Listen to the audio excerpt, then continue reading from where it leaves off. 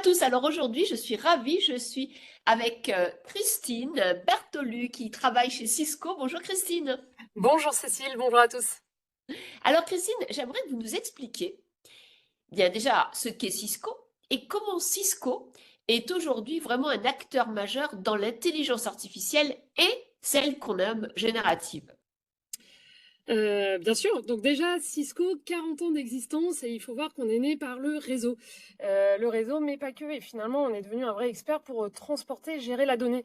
Donc on va nous retrouver un peu sur toutes les couches que vous voyez pas forcément au quotidien, mais pour transporter cette donnée, pour la sécuriser, pour la gérer et la garder dans des data centers.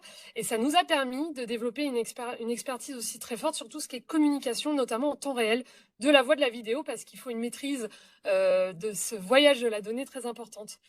Et donc, il faut voir, on est un acteur très fort de l'IT. Et qui dit IT dit aussi beaucoup d'opérations, beaucoup de process. Et donc, finalement, la partie IA est présente dans nos solutions depuis très longtemps pour apporter de l'intelligence et notamment sur l'automatisation. Et ça, en fait, dès les années 2017, on avait déjà des choses assez matures en termes de prédictivité, en termes d'automatisation, justement, ou même sur la partie voix vidéo, des choses assez intelligentes pour détecter, suivre, annuler des bruits, etc. Et effectivement, Cécile, depuis 1 an et demi environ maintenant, l'IA générative a pris quand même une ampleur extrêmement forte parce qu'elle est elle aussi arrivée à maturité. Et donc on va voir qu'on va la retrouver également dans tous nos piliers de portfolio, mais on va passer un peu plus de temps sur la partie collaborative aujourd'hui.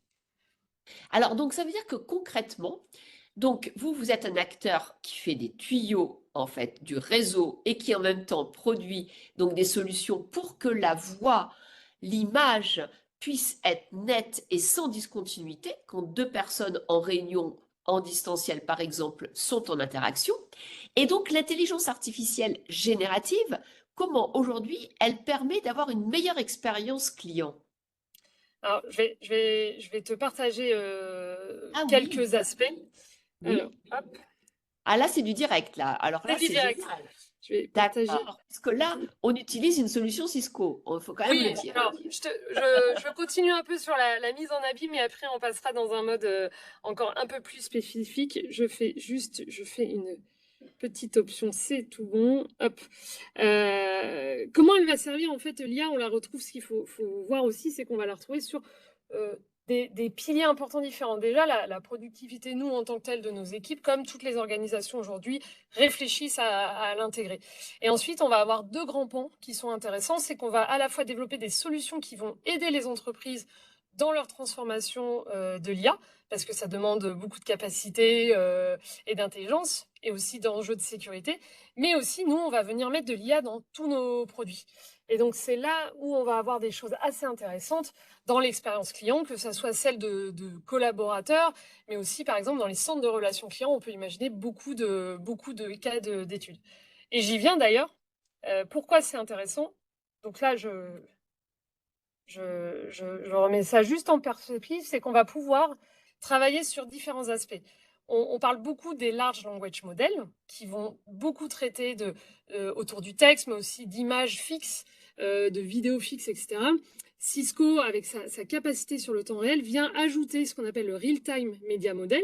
Donc Ah c'est la oui. même idée, mais sur le temps réel, où on va venir chercher aussi des capacités autour de l'audio, de la vidéo, mais aussi des réactions, des compréhensions, des émotions. Et donc on peut aller assez loin sur de l'intelligence. On peut imaginer, par exemple, je prends l'exemple d'un centre de relations clients, où on pourrait détecter, par exemple, une personne très énervée sur un cas précis, parce qu'il y a aussi de la reconnaissance de voix, transcription. On détecte que c'est un cas hyper sensible. Donc on va peut-être router sur l'agent le plus expérimenté et le plus en forme pour gérer ce cas particulièrement difficile. Et voilà, on peut imaginer des choses comme ça qui vont venir à la fois contenter un utilisateur, par exemple, mécontent, mais aussi s'assurer que c'est la bonne personne en face pour que les choses soient résolues. Donc c'est juste un exemple, mais voilà, on peut imaginer beaucoup de choses grâce à toutes ces capacités mélangées. Très intéressant, car ça, c'est un cas d'usage qui existe à l'étranger, mais qui ne peut pas être appliqué en France, hein, compte tenu de la Non, RGPD, on est d'accord. c'est ça. Là, je vous C'est partage ça. un point de vue technologique, il y a un champ des possibles, et après, bien sûr, Voilà. Chaque pays, chaque organisation met le curseur où il le souhaite. Et ça, c'est très important dans notre vision aussi de l'IA. Un IA responsive, on a 7 piliers, et donc on peut vous partager des choses assez poussées là-dessus. Alors, ça, c'est très intéressant de voir qu'en fait, l'évaluation des émotions peut être fait justement pour soulager le travail des individus et non pas les mettre en surstress. Donc, ça, c'est un point qui peut être vraiment souligné. Est-ce qu'il y a d'autres exemples, en fait, que tu voudrais partager sur voilà, des choses que l'IA peut nous apporter, en tout cas l'IA générative peut nous augmenter? Bien sûr, en fait, Oui? ce que je vais vous partager, c'est plutôt dans les sujets qu'on appelle de collaboration. Donc, tout ce qui va être la communication en temps réel, et elle prend plein de formes aujourd'hui. Autour du texte, du message, hein, on voit que ça a explosé sur ces échanges-là dans le monde professionnel, de la voix et de la vidéo. Et donc, on voit qu'il y a déjà beaucoup de choses autour d'assistants qui vont, par exemple, dans une réunion, permettre d'enregistrer, de transcrire, de traduire, mais aussi de chapitrer intelligemment, de proposer les actions suivantes et finalement d'aider vraiment à l'usage le meilleur qu'il soit de chaque moment qui compte finalement. Et combien de recordings avez-vous reçu de réunions sans jamais les regarder?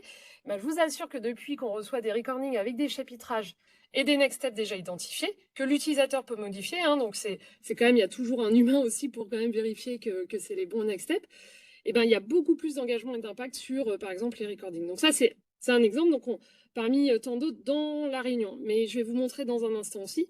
Y a, ce flux de messages et de contenu fait qu'il y a de plus en plus besoin d'aide finalement et de coach pour se retrouver là-dedans. Et donc, on a mis en place, par exemple, un assistant qui va aider à faire des résumés à 1 heure, à un jour, à une semaine, par exemple, si j'étais en vacances. Je reviens, il y a des centaines d'espaces avec des milliers de messages. Ça va m'aider à faire des résumés et à en extraire finalement là où c'est le plus important. Donc voilà, c'est plein de petits exemples comme ça. Et avant de vous le montrer en live, d'autres exemples qui sont assez intéressants sur le côté live audio et vidéo, c'est que l'IA générative va pouvoir recréer des flux audio ou des flux vidéo dégradés. Et pourquoi c'est important? C'est que finalement, on a tous vécu des échanges comme nous aujourd'hui. Si on a un problème d'un coup de qualité de bande passante, eh ben, ça va être détérioré, on va mal se comprendre et on sait à quel point l'audio est important. Et donc là, les IA génératives, même avec peu de réception, on va dire, vont être capables de compenser le manque reçu. Et donc typiquement, sur la vidéo, ça permet de toujours proposer une image nette, même si en fait, d'un coup, vous recevez beaucoup moins de flux. Voilà, sans rentrer dans la technique. Merci beaucoup, Christine. Un dernier exemple à partager? Allez, Ou je- on fait. Allez, J'avais promis une petite démo. allez. Donc là, vous voyez, je suis dans un espace de conversation avec mon collègue Xavier. Et mon collègue, ça fait quand même quelques jours, voire semaines, que je lui demande des documents. Et donc, on a tout ce moment où on peut être un peu rapide, où on ne connaît pas toujours les personnes, etc. Et donc, un IA assistant génératif va aussi pouvoir nous coacher et nous aider. Donc, par exemple, là, il m'a détecté que mon message est informel et urgent. Et bon, quand même, voilà, Xavier est un peu sensible, je veux faire attention, donc je me dis, on va reformuler ce message, on va mettre un peu plus les formes. Donc je lui dis, je veux que ça soit plus neutre, que ça soit empathique en approche et plus long, pour mettre un peu des formes. Et il va me proposer une version. Xavier, je voudrais te demander si tu pourrais, voilà, beaucoup plus complète, à moi après de choisir de le modifier ou pas. Mais voilà, je peux choisir de l'updater et d'envoyer cette version à Xavier. Et Un là, il immense s'avère. merci. Oui, Voilà. pardon. Non, non, et je voulais juste montrer, je vous l'ai dit à l'oral, mais c'est toujours mieux de le voir. Oui, Mon IA assistant, si j'étais pas là pendant un certain temps, oui. je peux lui demander de me résumer cette conversation depuis une semaine. Et donc là, il est en train d'analyser et il m'explique ce qui s'est passé pendant la semaine sur ces échanges. Et voilà, et ça me permet de m'économiser des heures à relire et à passer tous les messages. Voilà, juste quelques exemples.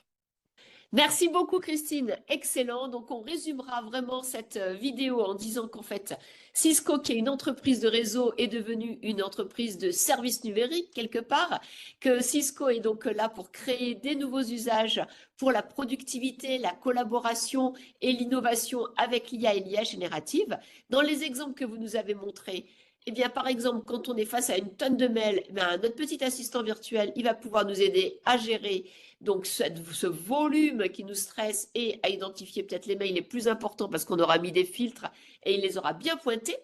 Autre exemple, c'est l'exemple bien sûr du résumé d'un fil de conversation, mais aussi d'une réunion, mais aussi une traduction, voire donc une écriture, hein, comment on appelle ça, transcription.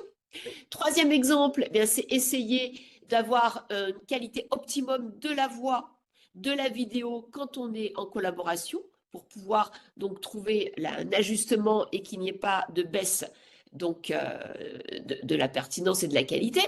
Et puis on voit qu'en fait, il y a la possibilité dans certains pays, mais c'est pas tout, c'est pas encore, en tout cas en Europe, eh bien d'analyser votre productivité, vos émotions, d'analyser le stress pour pouvoir pousser le client qui aura été analysé vers le conseiller qui aura été analysé émotionnellement pour qu'il y ait la meilleure relation possible. Et ça, c'est très intéressant. Donc, pour pouvoir diminuer les espaces de friction.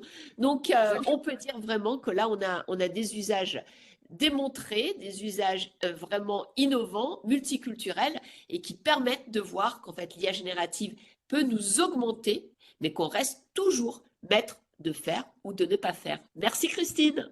Merci Cécile, à bientôt.